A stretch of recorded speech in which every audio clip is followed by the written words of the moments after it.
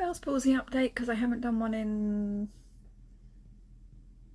I don't even know how long. Sorry. But I'm doing one now. Okay.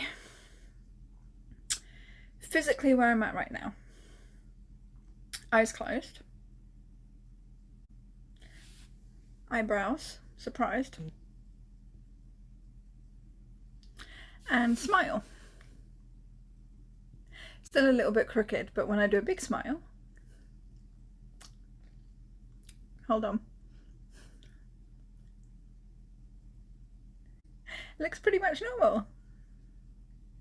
So, yeah, and that's what I'm being told.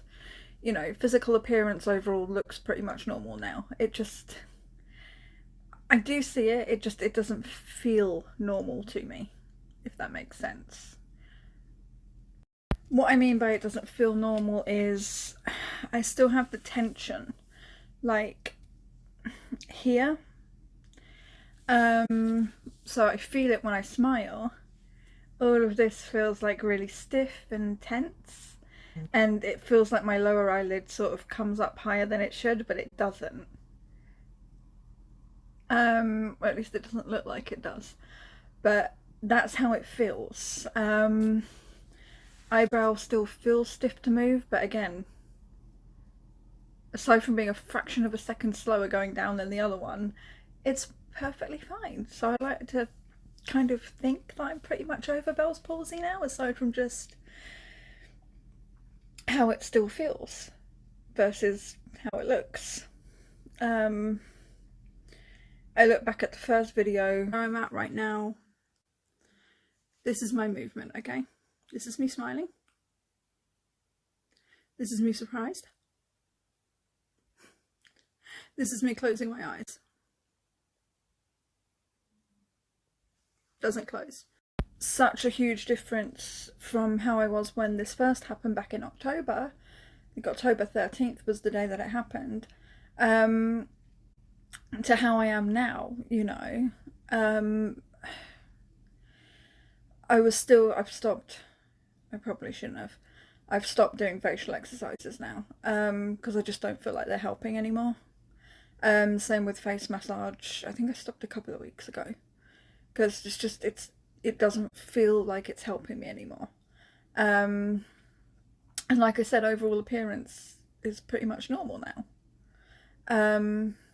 I'm back to saying every other word. I do apologise. It's a habit of mine when I film, and anyone that's ever watched my videos knows this. I do want to talk about the hardest parts of dealing with Bell's palsy. The hardest parts of dealing with Bell's palsy, aside from physically, it's difficult anyway, because you have to adjust how you eat, how you drink, how you sleep, pretty much just how you live, and it is physically exhausting as well. They don't tell you that. Physically, you're exhausted.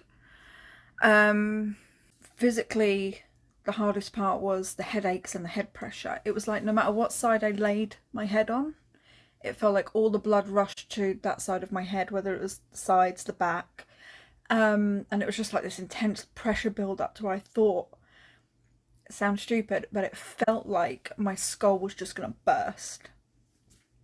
And just this intense headache over the affected side went on for weeks and drove me nuts. It really did. It felt like I was dying. And painkillers, I don't know how it is for everybody else that's had to go through this, but painkillers just didn't touch it. But yeah, physically for me that was the hardest part. Mentally and emotionally, it wears on you, and it wore on me. That was probably the hardest part. Those first few weeks and months, if I'm being honest, I had some very dark thoughts. Thoughts of not wanting to be here anymore, thoughts of doing something stupid. Luckily, the most stupid thing I did was cut all my hair off. Didn't help, didn't make me feel better, but it was better than the alternative that I was thinking. Because the alternative is not something I would ever act on. I those that know me know I don't believe in doing that. So just the fact that I was having those thoughts and thinking that I would be better, everything would be better if I just wasn't here, frightened the hell out of me. But that's what it did. That's what Bell's palsy did to me. And also, it was, for me, it was a lack of control. My husband's going to love this part. I like to be in control of situations, okay? I like feeling like I'm in control of situations, because otherwise, I don't know, it triggers my anxiety, and I get really, I suffer really bad anxiety, guys.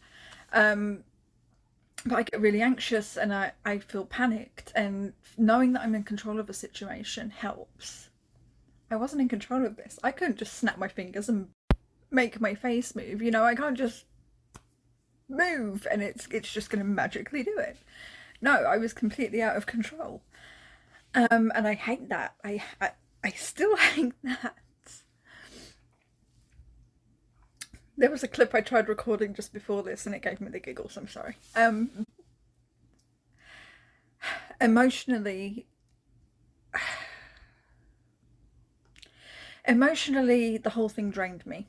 I would wake up and start crying because my face wouldn't move. I would shut myself away and cry throughout the day. Anyone that knows me knows I don't like to cry in front of people. So my mum, my husband, anyone. If I feel like I'm going to cry, I'll just get in a bad mood, walk away, and then come upstairs and shut myself away and cry. I don't know what that is with me. I don't know if I just feel embarrassed crying around them, or showing emotion around them. So, mentally and emotionally, I found it a lot harder to deal with than the physical side of things. Physically, I just had to do my face exercises and massage and take my vitamin B12 and just get on with it. And do my eye drops. That was also another very important thing. I got dry eye. Not fun. But yeah, emotionally and mentally was the hardest part for me. So there you have it. That's pretty much the update. Don't switch off yet. There is one final thing I want to say before this video ends. If you are watching this and you have Bell's palsy,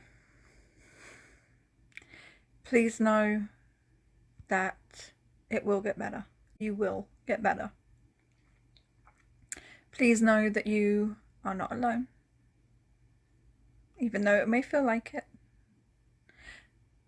Please know that you are not a freak, even though you may feel like it. You are still beautiful and you are still yourself. And please, please, if you are having dark thoughts and you are thinking about doing something to yourself, if you are scared by what you are thinking, please reach out and speak to somebody. It doesn't have to be someone you know if you don't want it to. There are phone numbers, or if you're lost and you don't know who to contact, go through your GP. They can help. There is no shame in asking for help. If you are having dark thoughts, there is never any shame in asking for help.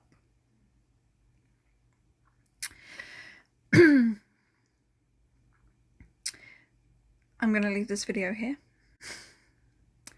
I'm not going to say if you enjoy, give it a thumbs up. All I'm going to say is thank you for watching. And yeah, that's my last Bell's palsy update.